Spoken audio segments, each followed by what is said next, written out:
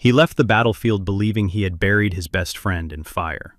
2 years ago, U.S. Marine Caleb Rourke watched an explosion swallow the only soul who had ever trusted him without question, his canine partner, Atlas. The official report said the dog was gone. Caleb told himself the same thing every night, but he never stopped hearing that last bark in the smoke. He came home with medals, with scars no one could see, and with a silence that followed him into every room. He told the world he survived the mission.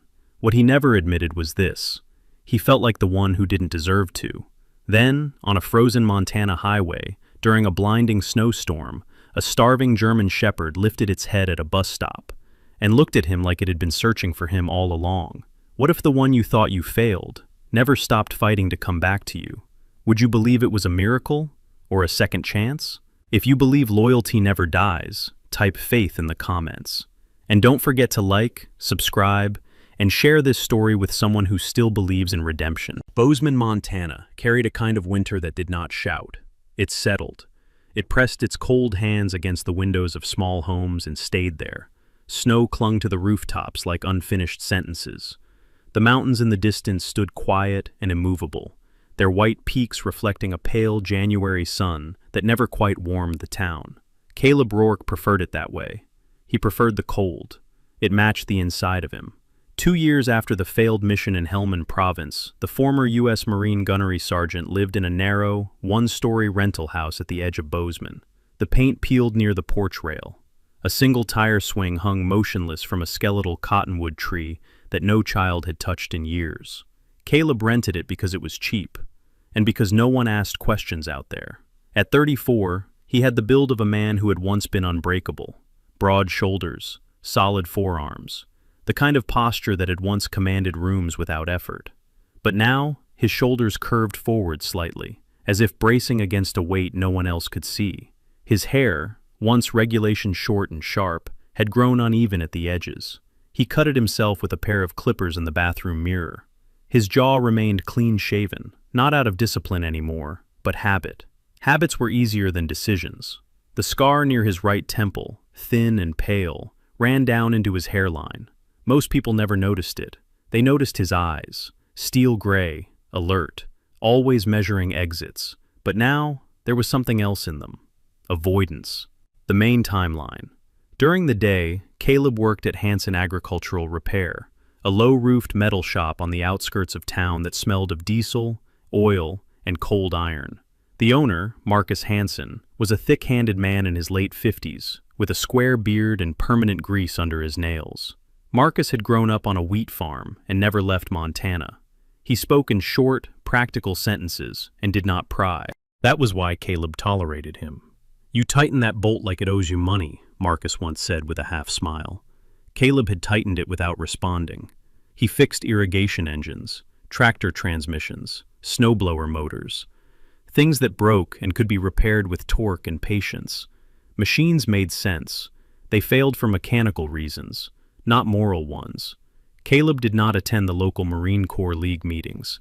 He did not step into the American Legion Hall on Main Street, even when he drove past and saw the flag outside snapping in the wind.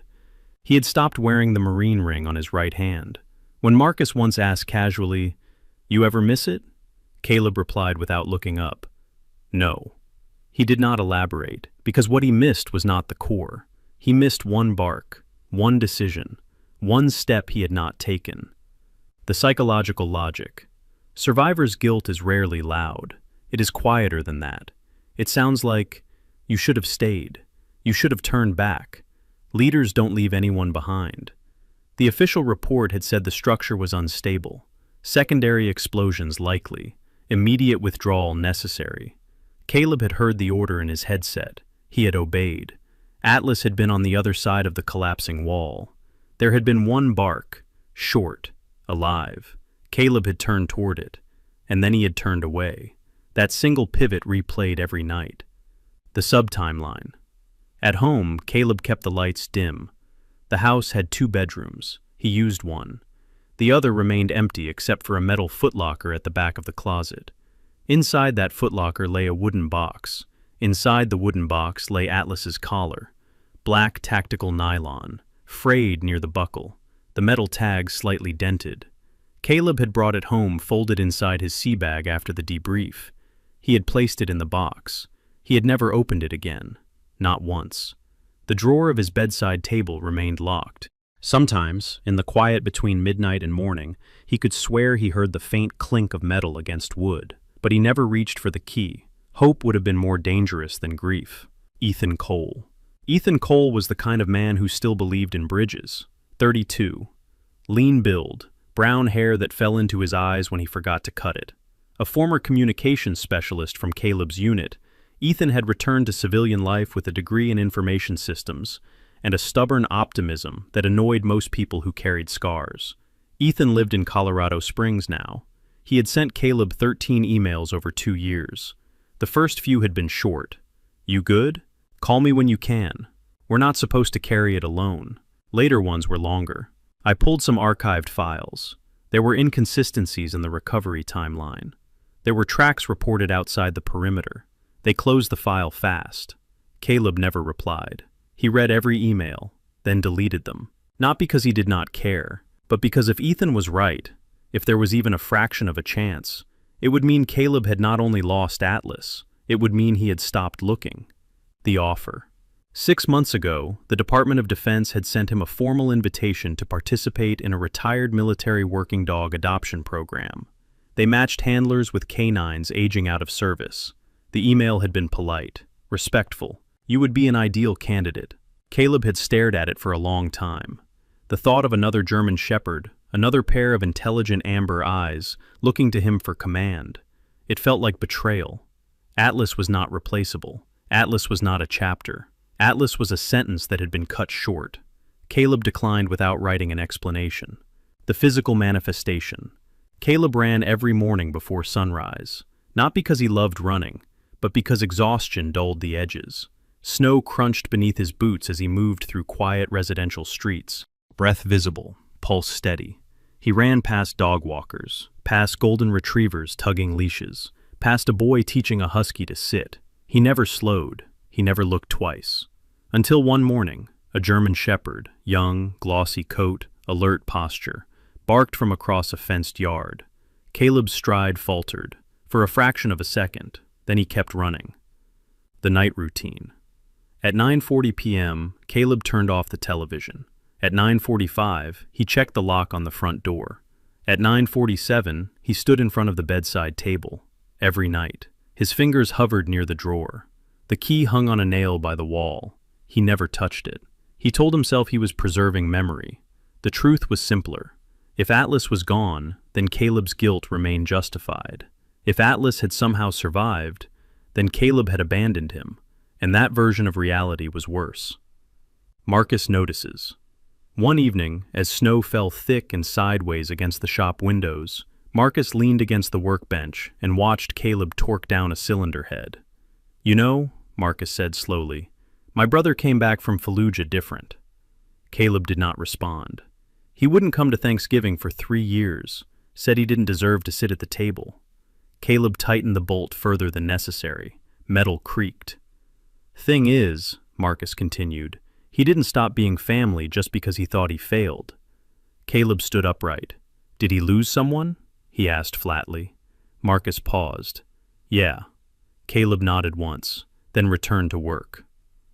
The core belief. Caleb believed something fundamental. A leader who leaves someone behind forfeits the right to comfort. He did not see himself as a victim. He saw himself as the man who chose survival over loyalty. The Corps had decorated him. The town respected him. But respect from others did not rewrite his internal verdict. Guilty. Closing of the chapter. That night, the temperature dropped below 0. Wind rattled the windows. Caleb sat on the edge of his bed longer than usual. The silence felt heavier. Finally, he stood. He walked to the wall. He lifted the small key from the nail. He held it between his fingers. For a moment, just one, he considered unlocking the drawer. Instead, he set the key back, turned off the lamp, and lay down in the dark. Across the room, the untouched wooden box remained closed. Outside, somewhere beyond the mountains, the wind carried through valleys Caleb had never walked. And in his dreams, there was always the same sound. One bark. Alive. then silence. The storm rolled in before noon. Montana storms did not always arrive with thunder. Sometimes they came like this, silent at first, snow thickening in the air until the horizon disappeared, and the world felt smaller than it should.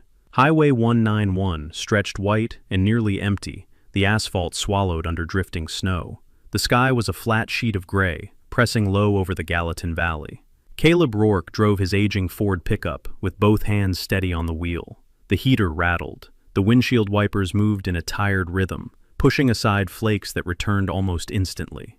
He had left the shop early. Marcus had waved him off when visibility dropped. "No tractor's worth dying over," the older man had muttered. Caleb hadn't replied. He rarely did. At 34, he carried himself like a man trained to anticipate threat. Tall, just under 6 feet, solid through the shoulders, movements efficient and economical. His face was controlled, almost expressionless, the scar at his right temple barely visible under the dim winter light. But today, fatigue sat heavier on him. He hadn't slept well. The bark had come back last night. One sharp sound, then fire. He tightened his grip on the steering wheel as wind pushed against the truck's side panel. Up ahead, through the snowfall, something dark flickered near the roadside. Caleb slowed. There was an old bus stop there, just a glass-sided shelter with a cracked metal bench inside, long unused except by ranch hands heading toward town. The county never bothered to remove it. He almost drove past. Almost. But the dark shape moved again. Caleb eased the truck onto the shoulder. Snow crunched under the tires. He cut the engine, and the world fell into a muffled silence broken only by wind. He stepped out. Cold hit him instantly, sharp and invasive. The air burned his lungs. And then he saw it clearly, a German shepherd. The dog stood half hidden inside the bus shelter, pressed against the corner where the wind hit least. Its coat, once likely thick and sable-colored, was dulled by dirt and ice. Snow clung to its fur. Its ribs showed faintly beneath the winter coat. It wasn't a young dog.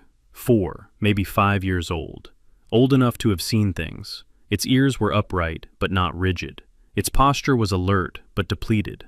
One hind leg trembled slightly, either from cold or strain. Around its neck hung a torn black collar. The nylon strap was frayed near the buckle. No visible name tag, just empty metal rings. Caleb stopped several yards away. The dog did not bark. It did not retreat. It simply watched him. Not like a stray sizing up danger.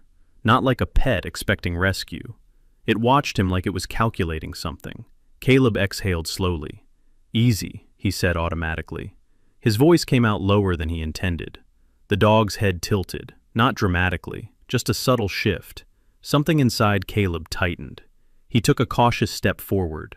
The dog did not move. Another step. Still no movement. Only those eyes. Amber. Not bright, not energetic, but aware. Caleb felt his heartbeat shift, just slightly off rhythm. "No," he told himself. "It's not possible. 2 years, 2 continents." He swallowed. The wind picked up, pushing snow across the asphalt like smoke. He walked closer, boots crunching. The dog's body tensed, but it did not flee. Caleb crouched slowly, lowering himself to reduce the height difference. His knees protested against the frozen ground. Up close, he could see more. The coat pattern, the scar tissue near the shoulder. His breath stalled. No, don't do this. He had imagined this before, in grocery store parking lots, in airport terminals, on hiking trails. Every shepherd with the right coloring had once pulled his pulse tight. This one was thinner, weaker. He reached his gloved hand out slightly. The dog did not sniff. It did not wag. It just stared. And then, Caleb noticed it. Behind the left ear, half hidden beneath tangled fur, was a pale mark. He leaned in slightly, heart hammering. A crescent-shaped scar, small, curved, faint but unmistakable. Memory struck with precision. Winter training exercise in Montana. Wire fencing half buried under snow. Atlas had misjudged a leap and caught the skin behind his ear. Caleb had held him steady while the medic stitched it. The scar had healed into a curved crescent. He had traced it once absent-mindedly during a long night on base. Caleb's breath fogged heavily in the air. "It can't be," he murmured. The dog blinked slowly. Still no bark, still no growl, only watching. Caleb's mind fought violently against the possibility. Atlas had been declared KIA. The structure had collapsed. Fire consumed the interior. Recovery teams found no remains, but there had been tracks reported briefly in the sand beyond the blast radius. He had deleted Ethan's email. He had refused to ask, because asking would reopen hope, and hope could break a man worse than grief. Caleb shifted his weight and slowly began to stand. He could not do this. He could not assign a ghost to a living animal. He turned slightly, preparing to step back toward his truck. And then it happened. The dog moved.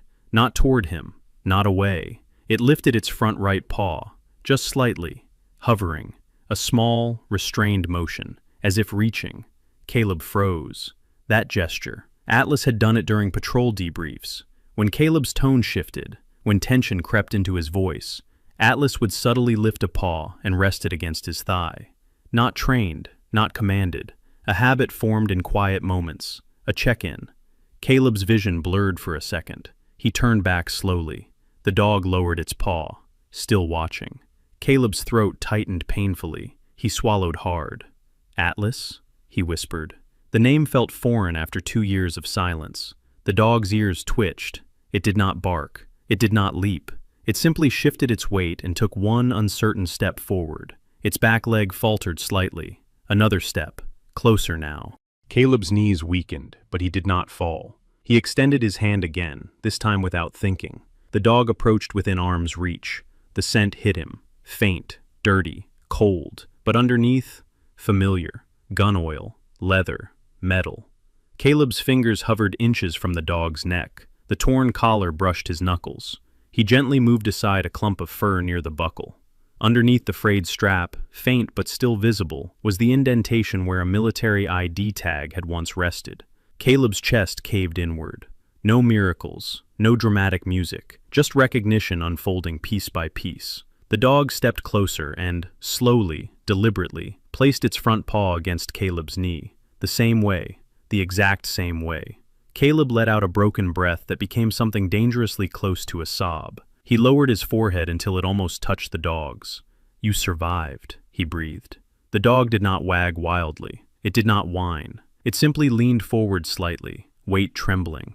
Alive. Not whole, but alive. Snow thickened around them, settling on Caleb's shoulders and the dog's back alike. Cars passed rarely, headlights blurred by the storm. For 2 years, Caleb had believed he left his partner in fire. Now, in the middle of a Montana blizzard, the possibility shifted. Maybe he had not been abandoned. Maybe neither of them had. Caleb wrapped his coat tighter and looked toward his truck. "We're not standing out here," he said quietly. His voice had changed. Not strong, not certain, but softer. He slipped one arm carefully beneath the dog's chest to steady him. The shepherd did not resist, did not question, only leaned. Step by step, together, they moved toward the truck. Snow swallowed their tracks almost instantly behind them. By the time Caleb pulled into the only 24-hour veterinary clinic in Bozeman, the storm had swallowed the town. The sign outside read, "Gallatin Valley Emergency Veterinary Care," its fluorescent lights flickering in the wind. Snow collected in drifts against the entrance.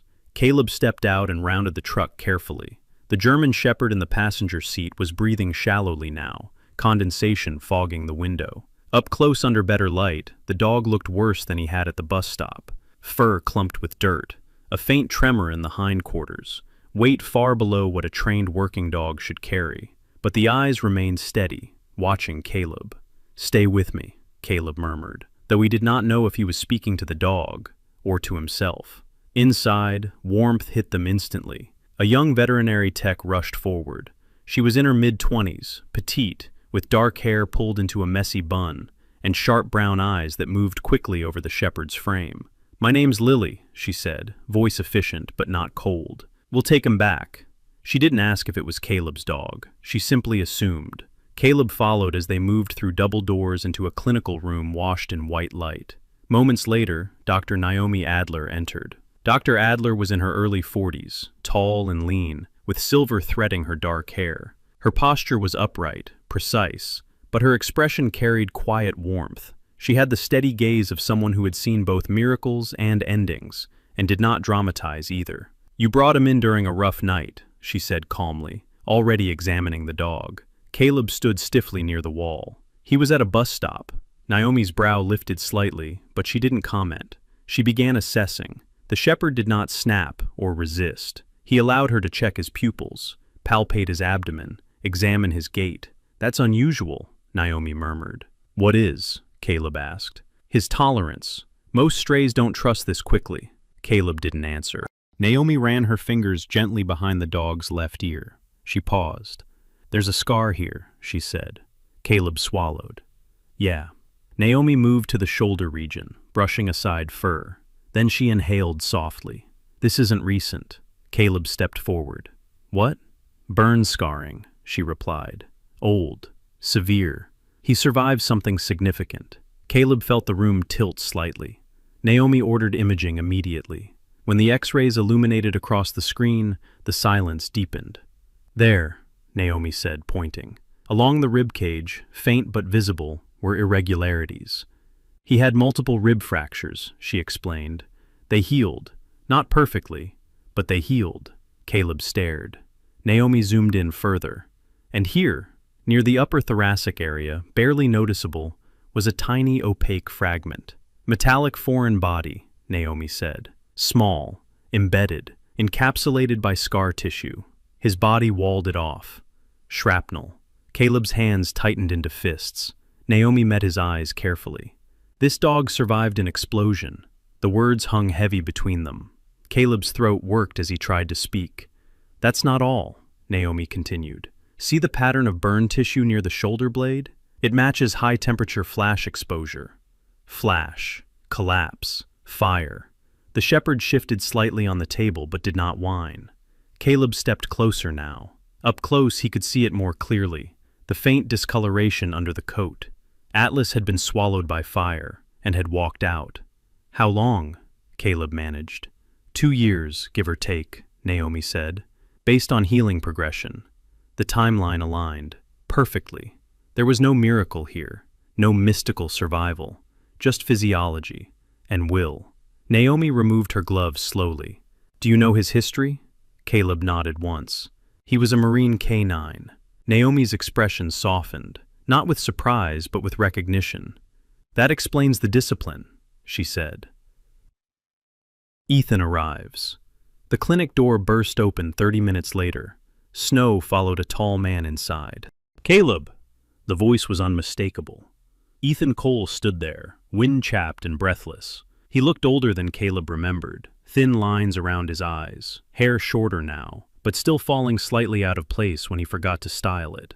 He wore a heavy parka and carried a worn backpack. Caleb stared. "What are you doing here?"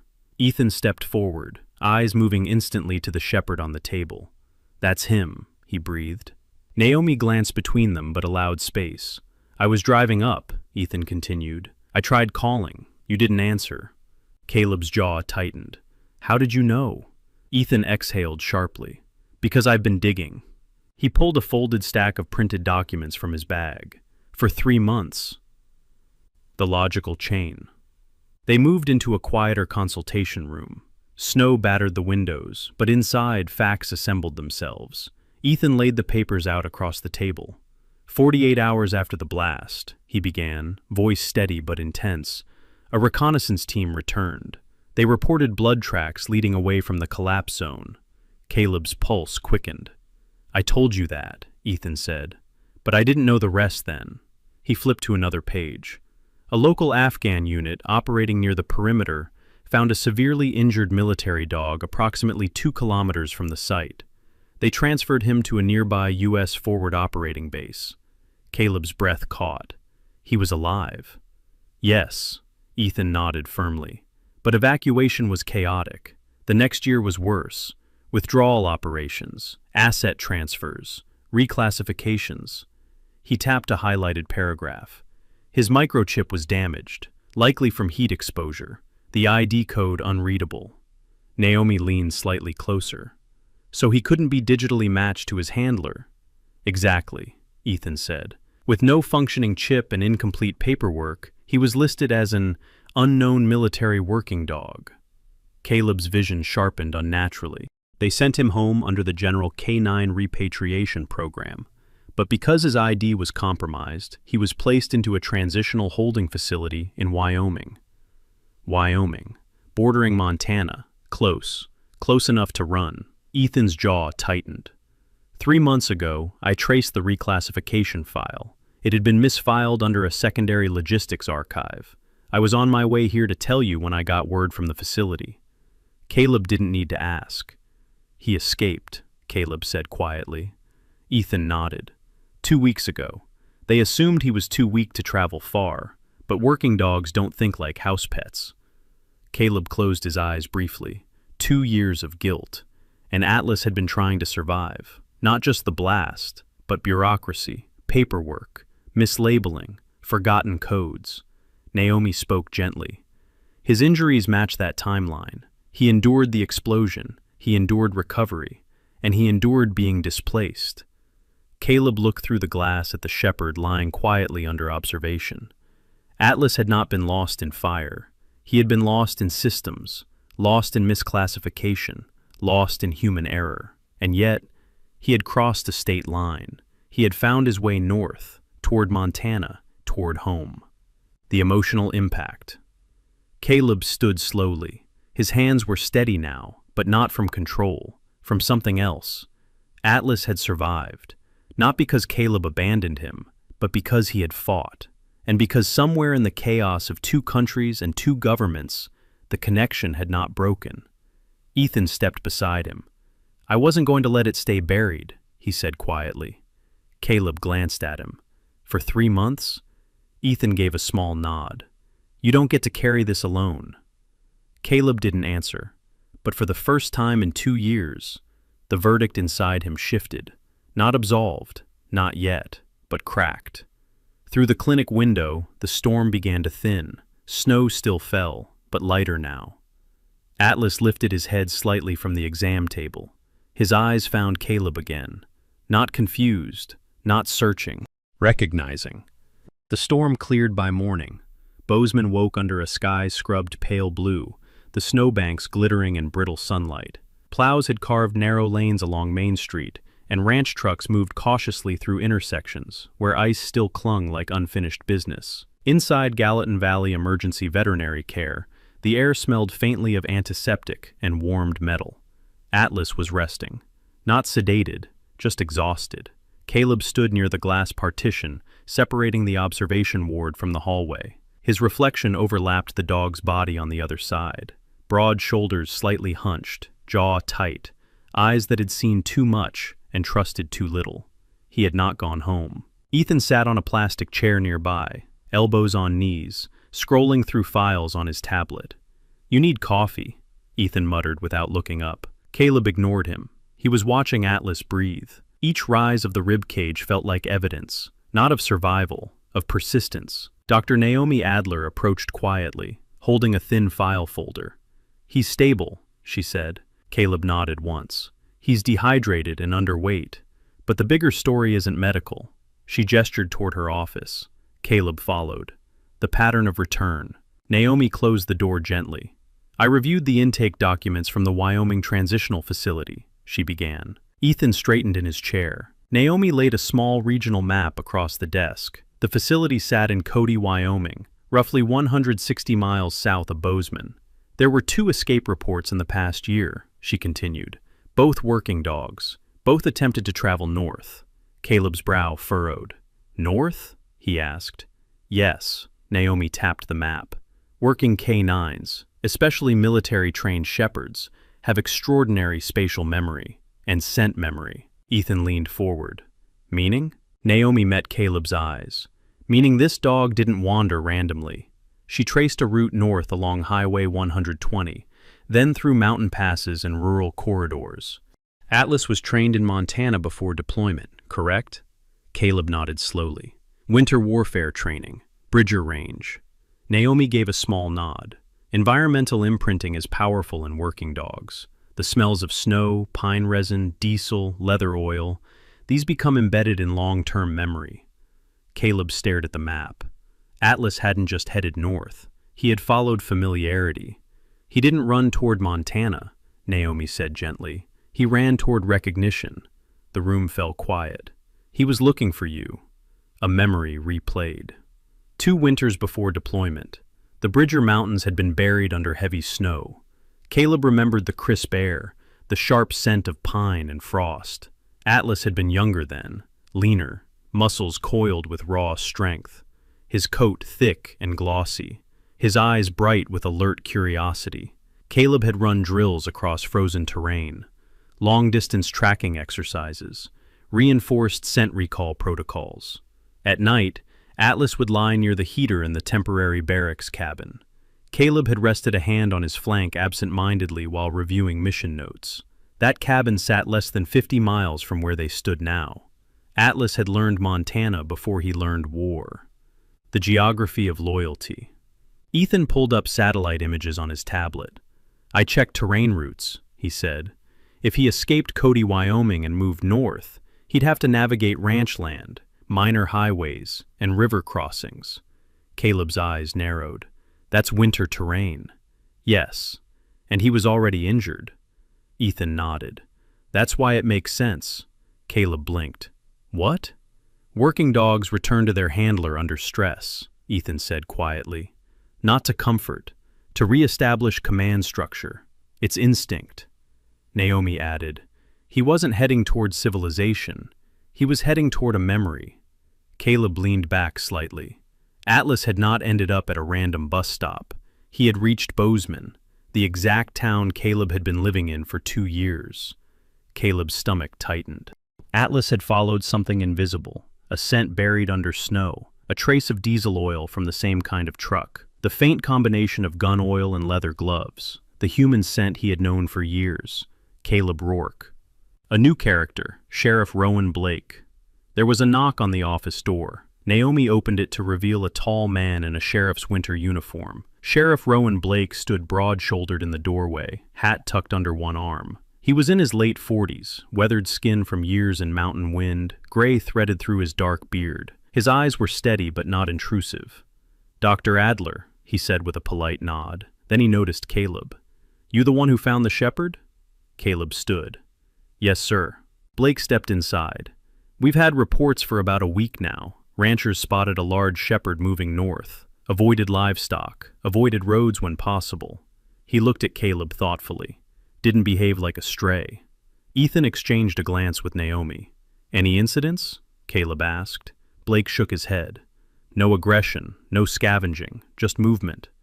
"North," Naomi repeated softly. Blake nodded. Like it had somewhere to be. Caleb felt the words settle into him. Somewhere to be. Blake folded his arms. "You planning on claiming him officially?" Caleb hesitated. The question carried more weight than paperwork. Atlas had been classified as unknown. Now, "I am," Caleb said quietly. Blake gave a small nod. "Then he's yours." No ceremony, just fact. The internal shift. When Caleb returned to the observation ward, Atlas lifted his head slightly. The dog's eyes locked onto him immediately. Not frantic, not confused, certain. Caleb stepped closer. For 2 years he had believed he was the one who failed, that he chose withdrawal over loyalty. But Atlas had not interpreted it that way. Atlas had not stayed in fire waiting to be rescued. He had fought, escaped, survived bureaucratic displacement, escaped again, crossed state lines, followed scent memory across 160 miles of winter terrain, not to find safety, to find him. Caleb placed a hand gently against Atlas's shoulder. The fur was coarse beneath his palm. Scar tissue shifted slightly under his touch. Atlas exhaled slowly. No dramatic tail wag, no theatrical reunion, just proximity, recognition, trust re-established without question. Caleb swallowed hard. "You never stopped," he whispered. Atlas blinked once. Outside, sunlight broke through the last of the storm clouds. Snow melted slowly along the clinic's roofline. Bozeman resumed its quiet rhythm. Inside the clinic, something recalibrated. Not absolution, not yet, but truth. Atlas had not wandered aimlessly into Montana. He had traced a path built from shared winters, shared drills, shared scent. He had followed the only constant he had ever known. The man who believed he had left him behind. Caleb leaned his forehead lightly against the cool metal edge of the kennel door. For 2 years, he had refused to open a drawer because he feared hope. Now hope stood breathing in front of him. and it had walked 160 miles to get there. Night settled over Bozeman without ceremony. The storm had passed, but the temperature dropped sharply after sunset. Ice formed along the edges of clinic windows. The parking lot lights cast long yellow reflections across hardened snow. Inside the emergency ward, machines hummed softly. Atlas lay on a padded surface beneath a warming blanket. An IV line ran into his foreleg. A monitor displayed steady but fragile vitals. His breathing was controlled but shallow. Caleb stood beside him, arms folded tightly across his chest. He had not changed clothes, still wore the same flannel shirt beneath his jacket, the sleeves rolled to his forearms. Oil stains from the repair shop lingered faintly near the cuff. His posture was rigid, not out of military discipline this time, but restraint. Dr. Naomi Adler entered quietly. Her face was composed but not detached. "We're seeing signs of acute kidney strain," she said gently. Caleb's eyes moved to her immediately. "From the dehydration," she continued. "Prolonged stress, malnutrition. It's not unusual in cases like this." "Can you fix it?" Caleb asked. Naomi did not rush her answer. "We can support him," she said carefully. "Fluids, monitoring, medication." A beat passed. "But we don't know if he has enough physiological reserve to recover." The words did not echo. They simply landed. Caleb nodded once. He did not ask for percentages. He did not ask for reassurance. He had lived long enough inside uncertainty. A new character, Dr. Omar Singh. Around 10:30 p.m., another veterinarian joined the shift. Dr. Omar Singh was in his mid-30s, tall and broad-shouldered, with a calm, steady presence that balanced Naomi's precision. His voice carried a soft baritone, his movements efficient without being abrupt. He reviewed the chart and approached Caleb respectfully. "You're the handler?" Omar asked. "Yes." Omar studied him for a second, not judging, just assessing. "He responds to you," Omar noted. Caleb glanced at Atlas. "He always did." Omar adjusted the IV flow slightly. "Stress hormones impact recovery," he said.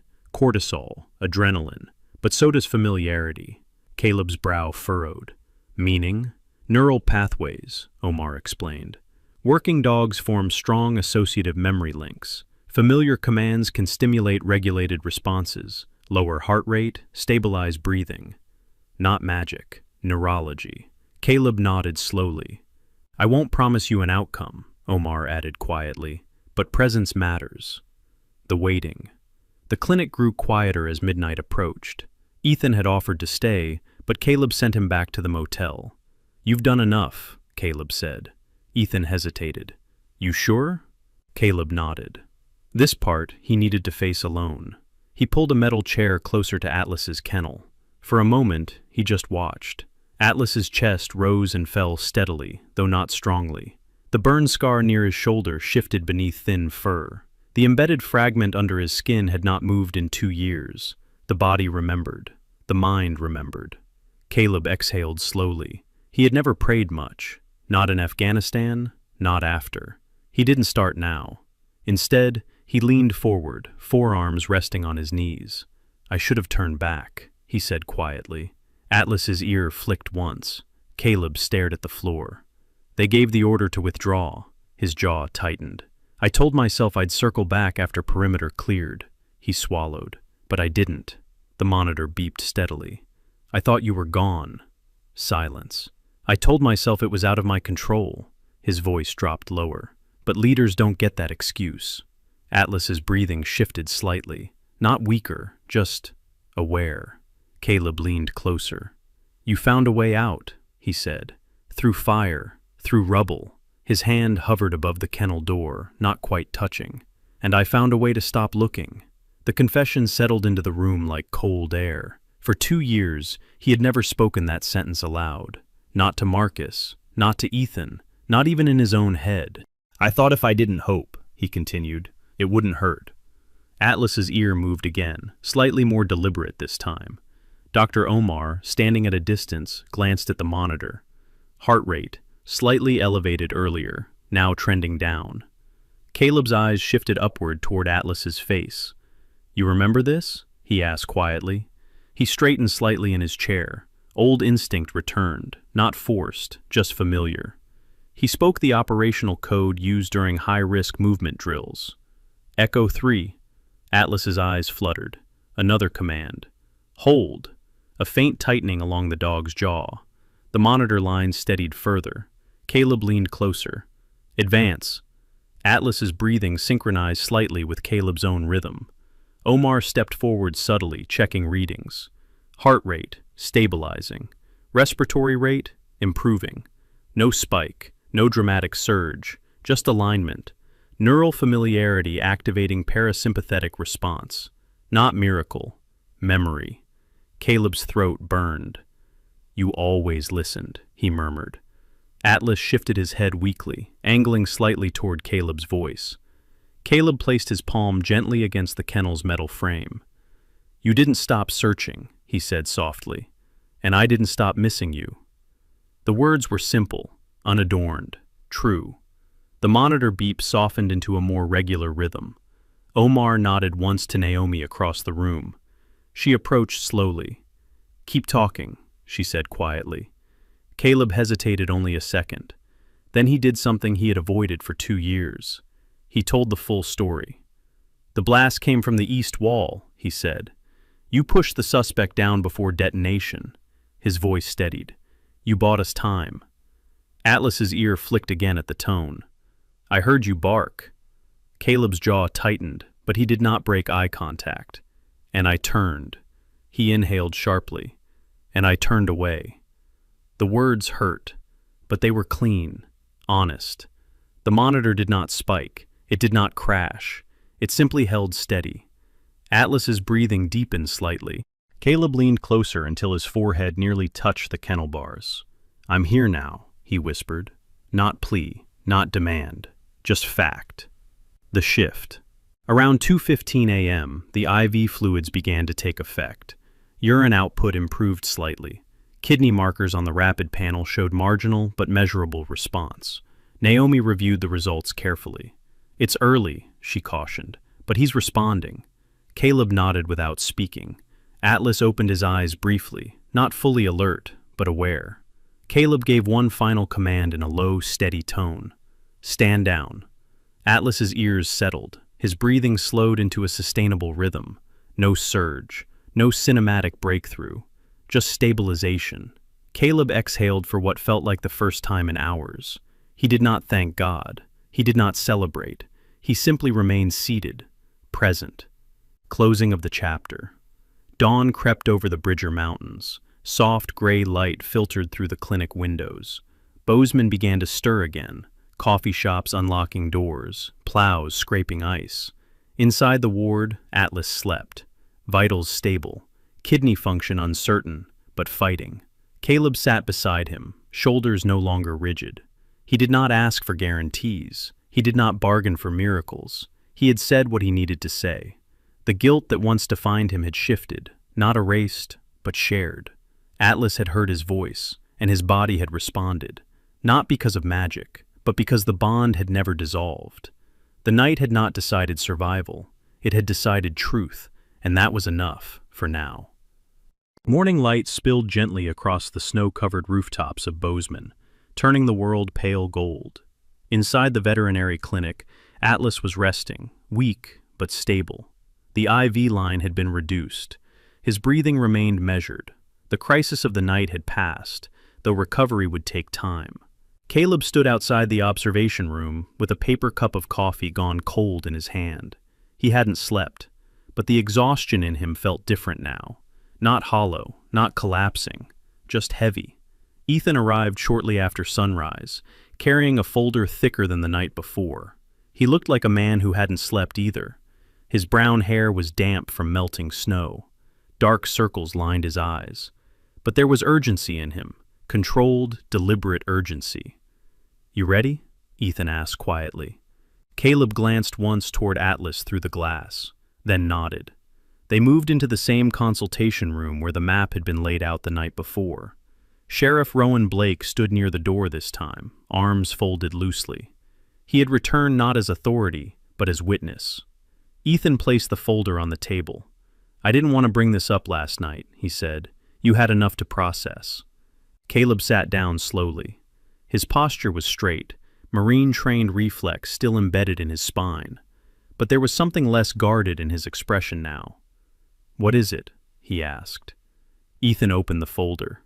Inside were printed copies of redacted military reports, internal memos, a classified addendum that had been archived separately from the primary after-action file. "This wasn't in your debrief packet," Ethan said. Caleb's jaw tightened slightly. "Why?"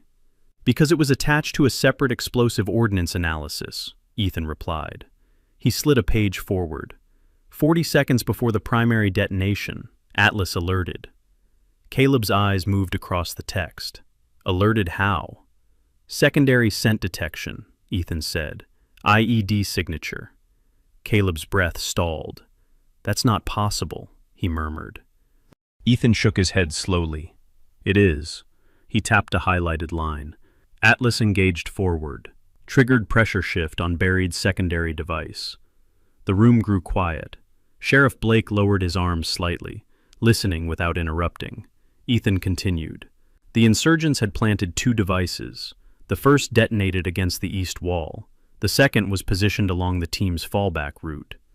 Caleb's pulse began to climb. If that second device had detonated while your unit retreated, no one would have survived, Caleb finished. Ethan nodded. Atlas intercepted the trigger plate. Caleb stared at the paper. The words blurred for a second before sharpening again. Intercepted. Yes, meaning he absorbed the blast radius. Silence swallowed the room. Caleb's hands flattened slowly against the table. For 2 years he had replayed that moment. He had heard one bark. He had turned. He had withdrawn. He had believed Atlas was caught in the collapse. But this reframed everything. "Why wasn't I told?" Caleb asked, voice low but steady. Ethan's eyes softened. "Because the report was classified under operational concealment. The secondary device discovery was not publicly acknowledged." Caleb leaned back slowly. "He didn't die because I left," he said quietly. Ethan shook his head. "He saved you." The words did not explode inside Caleb. They settled, heavy, anchoring. Ethan flipped another page. "There's more." Caleb looked up. The forensic analysis showed the blast signature was reduced by approximately 60% because Atlas disrupted the detonation angle. Blake exhaled softly. "That kind of reduction would have spared most of the team." Caleb's throat tightened. "So when the structure collapsed?" "You were already outside the second kill zone," Ethan finished. The bark Caleb had heard had not been fear. It had been command acknowledgement, alert complete. Caleb closed his eyes briefly. For 2 years, he had labeled himself as the man who chose survival, as the leader who turned away, as the Marine who failed his partner. But Atlas had not been waiting for rescue. Atlas had been executing. Caleb opened his eyes slowly. "I didn't fail," he said, not to Ethan, to himself. Ethan's voice lowered. "You followed protocol." "No," Caleb replied quietly. "I followed him." The truth shifted in the room. Atlas had done what he was trained to do, and Caleb had done what a leader was required to do, withdraw the unit, not out of cowardice, but out of command. Sheriff Blake spoke for the first time. "My cousin served in Kandahar," he said quietly. "He used to say sometimes the bravest move is pulling back so others can move forward." Caleb glanced at him. Blake gave a small nod. "You didn't run." The words were simple, but they struck deep. Caleb's entire identity had bent around a single assumption. I left him. But the evidence said otherwise. Atlas had created the survival window. Atlas had saved the team. Atlas had absorbed impact, not because Caleb failed, but because Atlas succeeded. Ethan leaned forward slightly. "There's an internal commendation recommendation here," he added. Caleb blinked. "For Atlas?" "Yes. It was never processed because of the misclassification." Caleb let out a breath that trembled slightly. "He never got recognized." "He saved 5 Marines," Ethan said softly. "And you." Caleb stared at the report. He remembered the blast wave, the heat, the collapse. He remembered turning and leaving. But now he understood. Atlas had already completed the mission. Caleb had not abandoned a dying partner. He had followed through on the survival corridor Atlas created. The guilt that had anchored itself in his chest for 2 years loosened, not completely, but measurably, like a knot being untied one loop at a time. Ethan watched him carefully. You carried something that wasn't yours, he said. Caleb shook his head slowly. It was mine, he replied, then paused. But it wasn't the whole story. Through the glass wall, Atlas shifted slightly in his kennel. Even weak, the shepherd's posture carried quiet authority. His muzzle rested forward, ears alert despite fatigue. A soldier. Caleb stood slowly. I need to see him, he said. He walked back into the observation area. Atlas lifted his head when Caleb entered. Their eyes met. No dramatics, no sudden surge, just recognition. Caleb stepped closer to the kennel and rested his hand against the frame. You stubborn bastard, he murmured softly. Atlas's ear twitched faintly. You didn't wait for me to save you, Caleb said. You saved us. The dog's breathing remained steady. Caleb's shoulders straightened, not rigid, not defensive. Aligned. For the first time in 2 years, the narrative inside his head shifted. Not from guilt to pride, but from failure to truth. Atlas had not died because Caleb withdrew. Atlas had survived because he acted. And Caleb had not fled. He had obeyed the survival window Atlas carved out of chaos. Caleb exhaled slowly. I owe you more than apology, he whispered. Atlas blinked once. Outside, Bozeman carried on as it always did. Snow melting slowly under sunlight, trucks moving carefully through narrow streets. Inside the clinic, a man who had believed himself broken finally saw the full picture. He had not failed. He had survived because his partner had executed perfectly. And for the first time in 2 years, Caleb Rourke did not see himself as the Marine who ran. He saw himself as the Marine who lived, because Atlas made sure he could. Spring arrived in Bozeman the way healing does, slowly, almost reluctantly. Snow receded in uneven patches along the sidewalks. The mountains still held white at their peaks, but the valley began to breathe again. Meltwater moved through culverts. Pine trees released their sharp resin scent into warming air. 3 months had passed. Atlas no longer needed 1-5 lines. Recovery had been gradual, methodical. Kidney values improved incrementally. Weight returned slowly. His coat regained density, though faint burn scars remained visible along the shoulder, if you knew where to look. He would never be as fast as before, but he did not need to be. Caleb Rourke had changed too. He still carried himself like a Marine. Straight spine, deliberate steps, but the tension that once sat permanently in his jaw had softened. The sharp hypervigilance in his gray eyes eased into awareness instead of defense. He still rose before sunrise, still ran. But now, Atlas walked beside him, not sprinting, not bounding, just steady. The decision not to rush. Ethan had suggested something bigger. You could start a full nonprofit, he said one evening, seated at Caleb's small kitchen table. Veteran rehabilitation through working dog programs. There's funding for that. Caleb shook his head. He leaned back in the chair, hands folded loosely. I don't need a foundation, he replied quietly. He had learned something in those months. Grand gestures were not healing. Consistency was. So he began small, very small. 2 veterans. The first man to show up was Thomas "Tommy" Herrera, a former Army infantry sergeant in his late 30s. Broad chest, thick black beard streaked faintly with gray, dark eyes that rarely met another's for long. Tommy had served in multiple deployments and returned home with invisible fractures, night terrors, unpredictable anger, silence that pushed people away. He arrived at Caleb's modest workshop, a converted storage shed behind the house, with arms crossed and skepticism heavy in his posture. You the dog guy? Tommy asked bluntly. Caleb nodded.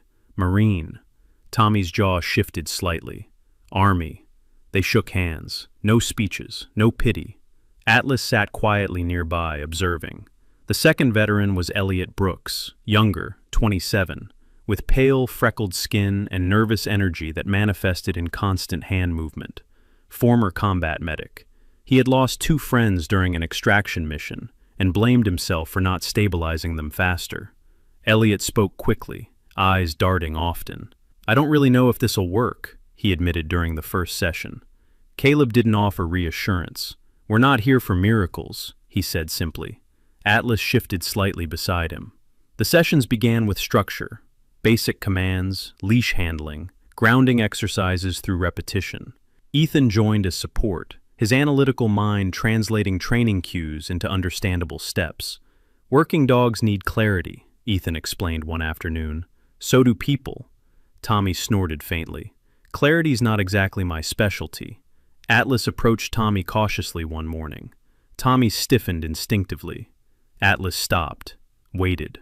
Tommy swallowed, then extended a hand slowly. Atlas sniffed. No dramatics, no forced connection, just proximity. Tommy exhaled slowly, tension lowering half a degree. That was enough. Growth without spectacle. Caleb did not open a large training center. He did not call reporters. He did not create a website. He converted the back shed into a simple training space, rubber mats, scent markers, agility cones. He kept the numbers small, 2 veterans, 1 shepherd, 1 assistant. It was not about scale, it was about presence. Every session ended the same way, quiet reflection. What went better today? Caleb would ask. Tommy shrugged at first. Later he answered. Didn't yell. Elliot once said, my hands stopped shaking halfway through. Atlas absorbed their energy patiently. He corrected gently when needed, sat when instructed, maintained eye contact when asked.